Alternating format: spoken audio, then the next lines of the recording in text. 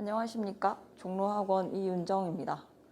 오늘 공통 영역에서 비문학 위주로 몇 문제 보도록 하겠습니다. 네, 1, 2, 3번 지문은 지나가고 두 번째 지문에서 피터 싱어 어디선가 이름 많이 들어본 사람? 네. 이번 종로 시험은 연계를 고려해서 교과서에서 배운 내용을 출제하라는 취지에 맞게 아마 출제자분들이 하려고 하신 느낌은 드는데요. 네, 평이했던 것 같습니다. 5번 문제, 기역, 니은에 대한 이해로 적절하지 않은 것은 네. 요거 연계 지문이라는 뜻이었어요. 자, 적절하지 않은 것은인데 쓱 내려가다 보니까 답이 안 보였을 수 있을 것 같아서 한마디 하고 가겠습니다. 1번 선지는 쾌고 감수 능력을 지닌 존재의 범위가 쾌고 감수 능력은 동물도 갖고 있다 였으니까 니은이 싱어가 얘기하는 쪽이 더 넓겠죠. 적절하고.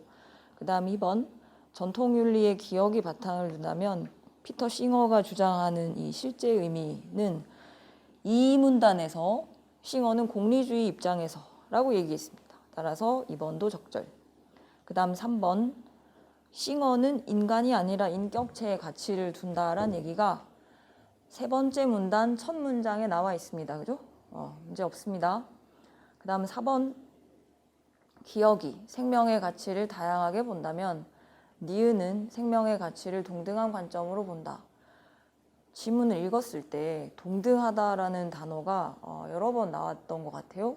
그래서 슬렁슬렁 그냥 동등 이렇게 넘어갔으면 아마 답이 안 보였을 것 같고 생명의 가치를 동등한 관점으로 본다라는 그 아주 거의 비슷한 거의 똑같은 표현이 네 번째 문단에 싱어가 제안하는 세 가지 윤리 계명 얘기할 때 둘째 줄 첫째 그는 전통 윤리와는 달리 생명의 가치가 다양하다는 것을 인정해야 한다고 주장한다. 이렇게 나와 있어요. 그러니까 생명의 가치가 다양하다라는 그 정확한 표현이 나와 있으니까 어쩔 수 없습니다. 4번이 틀린 거이고 동등하다라는 표현을 싱어는 동물에게도 근본적으로 모든 존재가 쾌고 감수 능력을 지닌 거에서 동등하다. 그러니까 뭐가 동등하냐라는 거를 제대로 봤어야 되는 것 같습니다. 그래서 4번이 정답이고 5번은 가의 마지막 문단에 그대로 나오는 표현이죠. 본인이 주장하셨대요. 자기가 실질적으로 대처를 잘했다고. 네. 자, 그 다음에 7번 문제는 보기에서 동물권 옹호론자가 있고 그리고 동물권 반대론자가 있는데 이거를 가와 나의 가에서 소개하는 피터 싱어의 입장과 그리고 나를 읽어보면 피터 싱어를 까는 글이죠. 그래서 나의 글쓴이의 입장에서 누구를 지지하겠는가라는 문제였어요. 보기도 좀 긴 편이고 그리고 1번부터 5번까지 선지가 길어가지고 약간 어려울까? 라고 생각했으나 읽다 보니 가는 동물권 옹호론자라는 식이고 그 다음에 나의 글쓴이는 동물권 반대론자였던 그냥 그런 문제였어요. 그죠? 그래서 3, 4, 5번 선지를 묶어서 보면 4, 5번은 나의 글쓴이는 동물권 반대론자를 옹호한다라는 얘기인데 3번 선지는 그 반대로 동물권 옹호론자 편이다 라고 해서 3번 혼자 따로 놀고 있기 때문에 그런 식으로 되게 쉽게 답을 찾을 수 있는 문제였습니다. 그 다음 8번 문제 밑줄 친 기읍 문제시 된다에 대한 이해로 가장 적절한 것은 왜 문제가 되느냐 그러면 무어가 문제가 된다 뭐 했는지 문제가 된다 문맥을 보란 얘기죠. 그래서 앞부분을 보면 바로 앞에 욕구의 의미를 면밀히 살폈는지 문제가 된다 였습니다. 욕구의 의미가 되게 다를 수 있는데 욕구의 의미를 면밀히 안 살핀 게 문제다 라는 얘기니까 1번 선지 다양한 욕구의 성격을 보지 못했다. 1번 선지가 아주 적절한 설명이 될 것 같고 그 1번 선지 앞부분 이익의 개념을 모호하게 규정했다라는 말 있죠. 그것도 되게 적절한 평가인 것 같습니다. 디귿이 들어있는 나의 이 문단의 첫 문장을 보면 싱어가 이익을 단순하게 규정했다 라는 말이 있거든. 그래서 이익의 개념을 너무 그냥 쉽게 뭔가 다른 거랑 구분이 좀 잘 안 되는 부분이 이렇게 되게 단순하게 규정해 버려 가지고 생기는 문제다라는 얘기가 앞에도 있었습니다. 나머지 2, 3, 4, 5번은 틀린 포인트들이 있겠죠. 2번 이익의 개념을 뭐 가치가 있는지 집중함으로써 인간의 기본적인 욕구를 과대평가한 얘기는 그 문단 자체에 없었고, 그 다음 3번도 마찬가지로 이익의 개념을 동물의 욕구와 구분하지 않았다라고 했는데, 동물의 욕구도 인간뿐만 아니라 동물도 욕구대로 살아가는 면에서는 비슷했다라고 하면서 동물이 지닌 욕구에 대해서 설명했어요. 그래서 3번은 적절하지 않습니다. 그 다음에 4번 인간이 얻을 수 있는 이점으로 한정했다 그랬는데 한정하지 않았죠. 동물도 욕구대로 살아가는 어떤 존재가 욕구하는 모든 것이라고 이익의 개념을 얘기했으니까 인간만으로 한정하지 않았습니다. 그 다음에 5번 인간의 욕구에 한정하지 않았다고. 그래서 5번도 바로 틀리는 거죠. 네, 다음 질문으로 갑시다.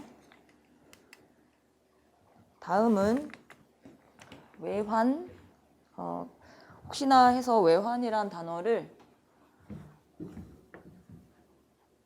수특에서 검색해봤습니다. 검색했더니 두 지문 정도의 단어 연계를 하신 것 같았어요.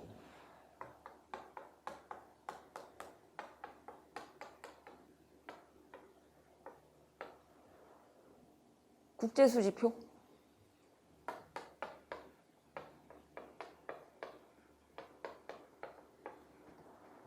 환율 결정 모형? 저 두 지문에 테마가 외환 보유액은 당연히 아닌데 외환 및 보유고 혹은 국가 신인도 이런 단어 개념들이 나와 있으니까 참고하면 좋을 것 같습니다. 일단 얘는 좀 읽어보고 그리고 문제 간단하게 하나 정도 보도록 합시다. 네, 외환 보유액은 한 나라가 비상사태에 대비해서 비축하고 있는 외환 보유액의 정의.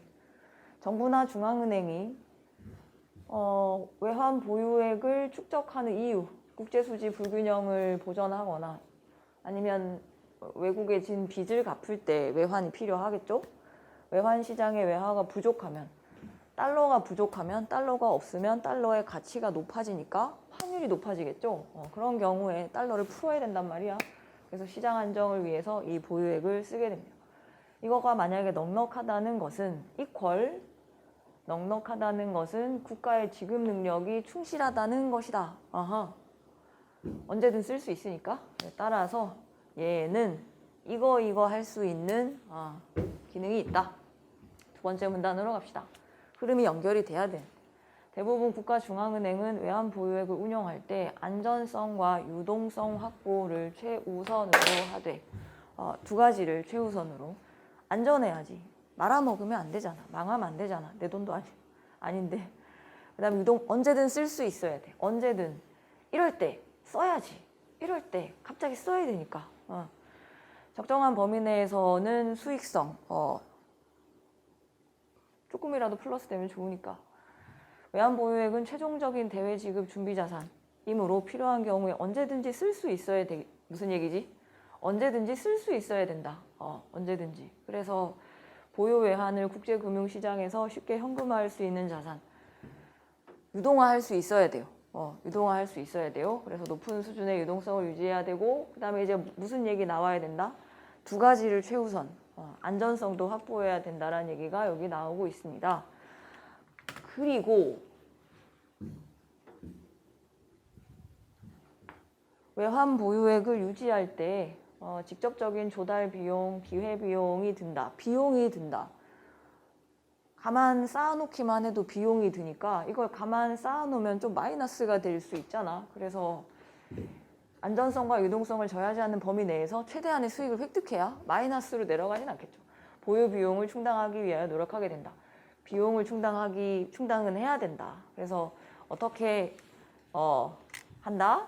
안전성과 유동성이 높으면 수익은 좀 내기 어렵잖아. 항상 꺼내 써야 되는 거에만 투자해야 되고 막 그러니까 안전만 따지면 수익은 낮아지니까 이건 수익보다는 안전과 유동성을 중시해서 외환 보유액을 신용도 높은 거에만 박아두기 때문에 수익성은 좀 낮아질 수 있다라고 설명했습니다. 지금까지 기억, 니은, 디귿, 리을 이 설명이 됐는데 그 관계가 11번인가요? 거기 나와 있는 것 같습니다.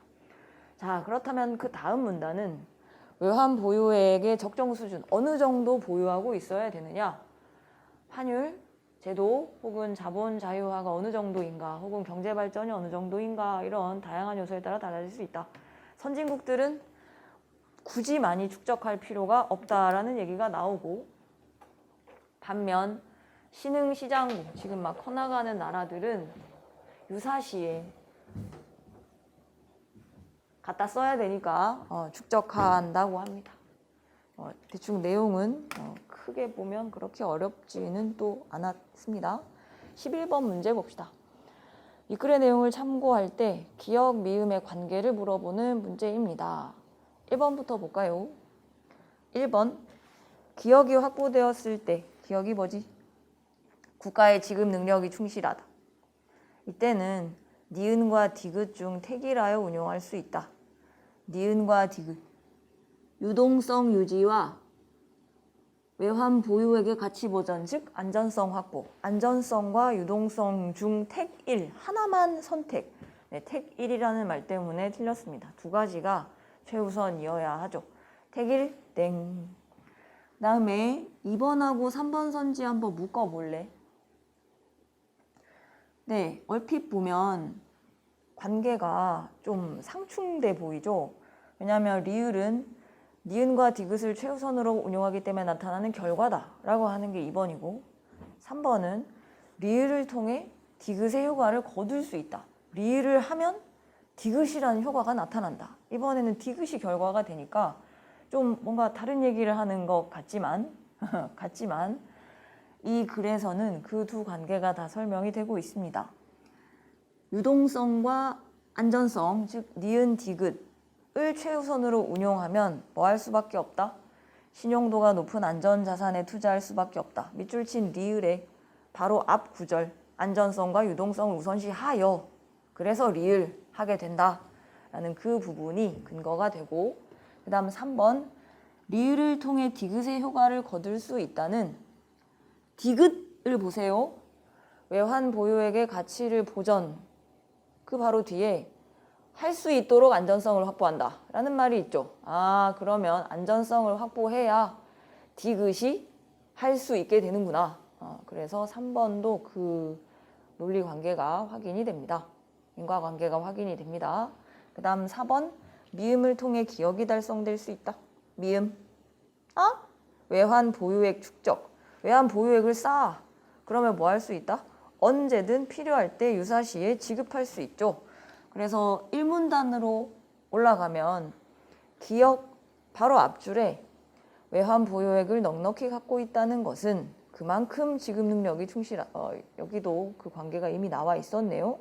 그래서 1문단에서 확인할 수 있는 내용이고 그 다음 5번 미음이 필요하다 판단될 때 미음 외환 보유액을 축적할 필요가 있다. 자, 그럴 때 뭘 최우선시하라? 니은과 디귿을 최우선시하라고 했죠. 네. 자, 그 다음에 마지막 비문학 지문으로 갑시다.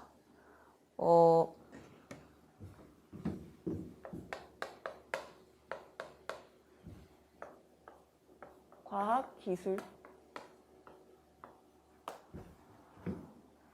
요즘 여기저기 모의고사에서 이 파이로라는 말들이 보이던데 종로에도 나왔네요. 한번 읽어보시면 될 것 같은데 여기 나오는 글하고는 상당히 다른 글이었습니다. 제가 읽어보니까. 자, 그럼 봅시다. 첫 번째 문단에서는 핵 재처리가 무엇이냐. 핵을 재처리한다. 아이 무서워라. 약간 요즘 좀 이거 좀 핫하지 않나? 건드리기 좀 어려운 제재인 것 같긴 한데 이런 핵 재처리 방식 중에 파이로 건식 처리 이름에 뭐가 들어있다 그죠? 얘는 잘 모르겠고 건식으로 처리한다. 일반적인 습식 처리가 아니다. 네, 이해됩니다. 건식이니까. 그리고 이 방식은 플루토늄을 순수하게 분리할 수 없다. 핵무기 같은 거 바로 못 만들겠네. 섞인 걸 생산한다. 이렇게 생산된 에를 소듐 고속 증식로에서 처리하면, 네, 이게 끝이 아니고 여기서 우라늄 플루토늄을 생산해서 그 혼합물을 여기서 처리하고 나야 뭐가 생긴다? 순수한 플루토늄이 생산된다. 그래서 1문단의 결론, 이 파이로라는 것은 핵연료를 생산하는 것이다. 그럼 핵연료가 뭐지? 그거 우라늄과 섞인 플루토늄, 그게 핵연료. 맞습니다. 자, 두 번째 문단. 시작하는데 그런데라는 그 접속어로 뭐지? 뭐가 문제지? 많은 사람들은 그 사용 후 핵연료를 재처리하면 완전 아무런 문제가 없는, 더 이상 뭐 처리가 불필요한 것으로 오해하고 있다. 그게 11번이 아니고 14번 문제. 핵재 처리에 대한 잘못된 통념을 지적한 후 그게 끝이 아니다. 되게 위험하다. 위험한 거는 계속 남아있다. 오히려 위험이 더 커진다. 이런 얘기를 하죠. 그래서 정답은 5번입니다. 통념.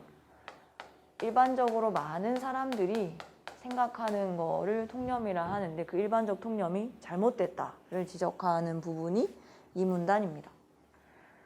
사용 후 핵연료는 재처리하든지 아니면 영구적으로 처분하든지 하나 선택할 수 있는 걸 잘못 오인하고 있대요. 그러나 핵 재처리는 그 사용 후 핵연료에 있는 딱 1%, 그 1%의 플루토늄을 뽑아내는 과정일 뿐이고 그 나머지 99%는 어디 있지? 나머지 99%는 뭐 별표가 하나 더 들어갔네요. 고준위 폐기물은 그대로 남아있다. 안전하지 않네. 그래서 따라서 재처리를 해도 핵연료의 양이 거의 줄지 않는다. 거기다가 플러스 재처리하게 되면 중저준위 핵 폐기물의 양이 엄청나다. 그럼 폐기물이 오히려 늘어난다. 아이고, 더 위험하구나. 재처리는 안전한 게 아니라 더 위험해질 수 있는 거였구나. 통념을 지적하고 그게 잘못됐다를 밝히는 부분. 자, 그러면 그렇게 위험할 수 있잖아? 늘릴 뿐만 아니라 천문학적인 비용, 방사능 누출 하면 안 되겠는데? 일본의 한 공장은 사고가 너무 많이 나서 일본? 방사능? 무서워라. 더욱이 재처리 공장의 핵심이 뭔데, 뭐 공사 기간도 길고 기술적으로 완성 단계에 있는 습식 재처리 방식도 위험한데 건식 처리 자, 원래 지금 이 글의 구체적인 어떤 제재는 요거였잖아? 건식 처리. 얘의 방식은 기술마저, 이런 거 보여? 얘는 그래도 기술이라도 완성이 됐는데 습식은, 건식은 기술마저 충분히 확보되지 하면 안 되겠다, 그죠? 자, 그런데 아니 이 출제자분은 왜 이렇게 접속어를 자꾸 쓰시는 거? 그런데 앞서 밝혔듯 핵 재처리는 여기서 끝나지 않고 그걸 한 다음에 우라늄 플루토늄 혼합물을 생산해서 걔를 핵연료로 하는 발음이 안 된다. 소듐 고속 증식로에서 처리돼야 순수한 플루토늄을 얻는다 했습니다. 고속 증식로라고 할 때 그 고속로는 고속이겠지? 그리고 고속 중성자를 쓴대. 그러면 이렇게 해서 플루토늄을 번안할 1940년대 연구에 착안한, 이거 쓸데없는 얘기인 것 같은데요. 그냥 괄호 해버릴까? 또 이런 고속로에서는 기존 원자로에서 고속 중성자를 감속시켜 핵분열 확률을 높이고 해서 사용하는 감속제가 필요 없다. 감속이 필요 없다. 감속이 필요 없대. 그래서 감속 효과가 적은 냉각제인 소듐을 쓴다. 고속 증식로라서 그런지 역시 이름이 중요하다, 그지? 뭔가 이해가 안 되는 제재가 나올 때 이름이 우리에게 빛을 비춰줄 때가 있는 것 같습니다. 단어 자체가 주는 의미, 그런 거 생각하면서 읽읍시다. 감속이 필요 없다. 그런 건 좀 좋은 점이네요. 그리고 핵연료로는 금속연료가 이용된다라고 했는데 이거 앞에서 얘기한 거잖아. 1문단에서부터 얘기한 거잖아. 소듐 고속 증식로에서 연료는 파이로 건식 처리를 통해 만들어진 우라늄, 플루토늄 혼합물이라 했습니다. 소듐 고속 증식로에서 소듐은 냉각제 즉 소듐이라고 했어요. 소듐은 해결료가 아니다. 그게 15번이죠. 네, 미끄러서 알 수 있는 내용 적절하지 않은 것은 1번 보시면 우라늄, 플루토늄 혼합물은 소듐 고속 증식로의 해결료다. 맞는 말이죠. 요거. 2번 고속로에는 일정 이상의 속도를 지닌 소듐과 같은 금속 연료가 이용된다. 땡!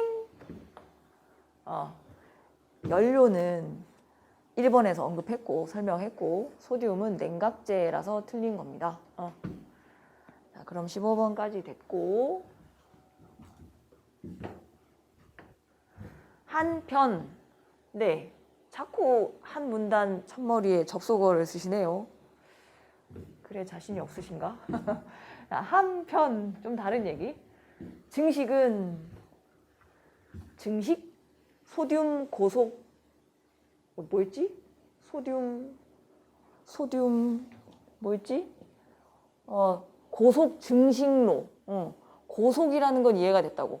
소듐을 냉각제로 쓰는 것도 이해가 됐다고. 이제 뭐가 남냐면 증식이 남은 거지. 그래서 증식을 설명하는 거야. 증식은 증식시킨다는 것인데 해결료 속에 플루토늄이 있어요. 근데 사용 후 해결료 속에 그게 더 진짜 증식, 더 많아지는 상태. 즉 해결료보다 핵 폐기물에 더 많은 분류. 똑같은 얘기죠. 보통의 핵발전소의 경우에 사용 후 해결료에는 사용 전의 0.5, 0.6 절반 정도로 준대. 그래서 사용 후 해결료의 플루토늄 농도와 사용 전 해결료의 플루토늄 농도의 비율이 1.0. 얘들아 비율이라는 거는 뭐지? 얘와 얘의 비율이라는 것은 얘분의 얘야. 맞지? 얘와 얘의 비율이 1.0이라는 거는 얘분의 얘라고. 그래서 1.0이면 사용 후 해결료의 플루토늄 농도가 더 많아지는 상태를 얘기하는 것입니다. 비라는 거하고 비율이라는 거하고 초등학교 때 배우고 배웠던 거니까 알겠지? 얘와 얘의 비율은 얘분의 얘야. 이런 증식로의 특성 때문에 고속 증식로는 꿈의 원자로. 이해가 됩니다. 사용하기 전에 보다 사용하고 나서 플루토늄이 더 많아졌어. 꿈이네. 정말 꿈같이 멋진 건데 썼는데 더 많아지니까. 이제 다 설명이 끝났습니다. 처음에 감속이 필요 없다. 중간쯤에 감속이 필요 없는 냉각제를 쓴다. 그리고 증식. 쓰고 나서 더 플루토늄 양이 많아진다. 증식. 하지만 네 역시 파이로 건식 처리가 일단 문제가 있었잖아. 소듐 고속 증식로도 문제가 있답니다.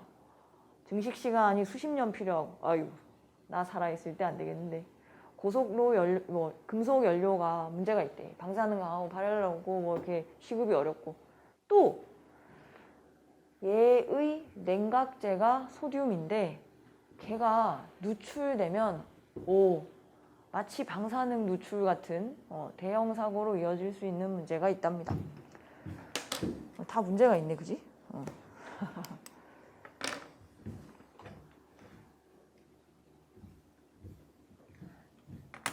네. 14번은 아까 확인했고 15번도 확인했죠. 그 다음에 16번? 16번의 기억의 이유, 밑줄 친 그 문장의 이유, 고속증식로가 꿈의 원자로인 이유는 우리가 읽어봐서 알죠. 그리고 그 앞부분에 이런 증식로의 특성 때문에 그 이런 증식로의 특성이 바로 그 앞에 있죠. 뭐다? 사용 후 해결료 농도가 사용 전 농도보다 1배 이상 더 커질 때. 그래서 16번의 정답은 4번입니다. 그 다음 마지막으로 17번 봅시다. 미끌의 파이로 건식 처리를 참고할 때 보기. 네. 뭔가 오늘은 보기 문제가 동물권 옹호론과 뭐 비판론, 파이로 건식 처리 찬성과 뭐 반대, 뭔가 너무 유사하게 보기 문제가 만들어진 것 같네요. 자, 찬성하는 입장의 근거는 습식과 다르다. 쟤는 순수 플루토늄을 따로 뽑는 거라서 핵무기 만드는 건데 얘는 핵 비활산성, 순수한 플루토늄 만들어내는 게 아니었잖아. 그리고 두 번째, 실패한 나라들의 사례를 통해서 소듐이 누출되면 아까 대형 사고 난다 했는데 누출 가능성을 줄일 수 있다. 뭐 그런 두 가지네.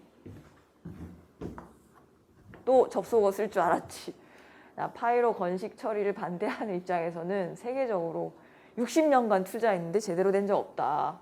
상용화 안 됐다. 그리고 고속 증식로 역시 또 다른 핵발전소니까 꾸준히 원전을 더 짓게 해서 이것도 좀 민감한 얘기 아닌가? 인류가 핵과 멀어지는 것을 더 어렵게 하고 있다. 네, 반대하는 측. 그리고 소듐이 위험하다라는 얘기를 한번 그런 논거를 더 들고 있습니다. 자, 이런 경우 1, 2, 3, 4, 5. 찬성. 찬성부터 볼까? 찬성. 찬성이 3개니까 찬성부터 보자. 2번. 파이로 건식 처리를 찬성하는 입장에서는 그거를 철저하게 설계하면 누출 안 되게 할 수 있다. 이거 뭐만 보면 알 수 있지? 보기의 앞부분 찬성하는 입장에서 얘기한 두 번째 근거, 소듐이 흘러가는 배관을 다른 나라 실패 사례를 통해서 이중으로 설계하고 이러면 사고를 막을 수 있다. 보기만 봐도 2번은 적절. 그 다음 3번. 찬성하는 입장에서는 핵재 처리 과정에서 고속 중성자가 감속되지 않는 취약점을 실패한 나라의 사례를 통해 보완할 수 있다. 고속 중성자가 감속이 되지 않는 것이 문제점이다라는 얘기는 보기엔 당연히 없는 거고 제시문에도 없었어요. 제시문에는 무슨 얘기가 있었지? 제시문에서는 그 소듐 핵분열 확률을 높이고 연쇄 반응을 지속시키기 위해서 기존 원자로에서는 감속을 해야 됐어. 근데 여기서는 감속을 할 필요가 없어. 이건 오히려 좋은 점이죠. 따라서 감속되지 않는 게 취약점이다 라고 얘기한 저거는 적절하지 않은 얘기가 됩니다. 3번은 제시문 내용이 좀 필요하겠네. 그지? 보기만으로는 안 되고 제시문 내용 몇 문단이지 4문단 감속할 필요가 없다라는 거는 기존 원자로에 비해서 더 괜찮은 점인 거지. 네. 그다음 4번으로 갑시다. 찬성하는 입장에서 플루토늄을 순수하게 분리할 수 없어서 핵 비확산성 보기의 첫 번째 앞부분 플루토늄을 따로 뽑아내면 핵무기로 활용할 수 있는 습식 기술과 달리 얘는 비확산성을 가지고 있다라고 보기만 봐도 또 확인이 됩니다. 그 다음은 만약 이렇게 풀었다면 1, 5번은 안 보고 답을 3번 했으면 시간 단축이 또 됐을 텐데 1번 우리는 봅시다. 반대하는 입장에서는 물질의 특성을 근거로 뭐라고 쓸까요? 보기만 봐도 바로 되겠죠, 그죠? 소듐이라는 것이 화재가 발생하고 폭발이 일어날 수 있다 이렇게 물질의 특성. 그다음 마지막 파이로 건식 처리 방사능에 강하고 발열량도 높다는 점은 또 반대하는 입장의 근거가 얘기는 어디 나오지? 방사능이 강하고 발열량이 높다? 보기에는 없고 아까 우리 봤던 제시문으로 가야 되겠네요. 얘는 제시문 마지막 문단에 정확히 그 얘기가 있습니다.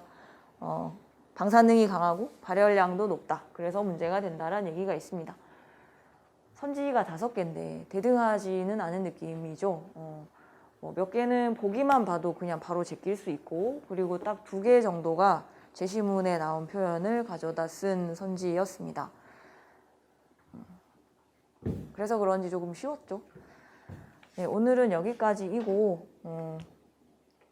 이제 2주일도 안 남았나요? 9월 6일 작은 시험이 앞으로 다가와 있는데, 일단 오늘은 푹 자고 앞으로 남은 며칠 차분하게 정리해서 좋은 결과 거두도록 합시다.